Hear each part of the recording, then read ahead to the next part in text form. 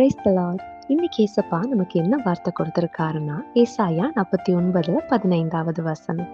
அவர்கள், அதாவது இயேசு உங்களை மறக்கிறது இல்லையா? இந்த வசனத்துல ஆண்டவர் நமக்கு என்ன சொல்றாரு அப்படின்னா, நான் உன்னை மறப்பதில்லை. கவலைப்படுகிற நிறைய பேருக்கு இன்னைக்கு ஆண்டவர் கொடுக்கிற வார்த்தை இதுதாங்க. நான் உன்னை மறப்பதில்லை. நீங்க நிறைய காரியங்கள்ல கவலைப்படுகிறவர்களாக இருக்கிறீங்களா? சில சூழ்நிலையில நிறைய பேர் நம்மளை மறந்துருவாங்க. உதவி செய்யறேன்னு சொல்றவங்க செய்யாம போயிருப்பாங்க. சிலர் எப்போதும் கூட இருப்பாங்க.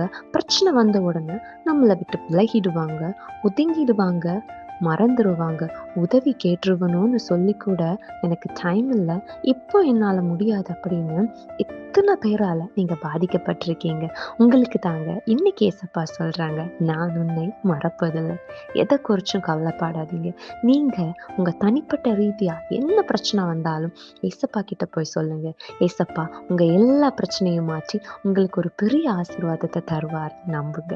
ஏசப்பா ஒரு நாளும் உங்களை மறக்கிறவர் இல்லைங்க. Amen.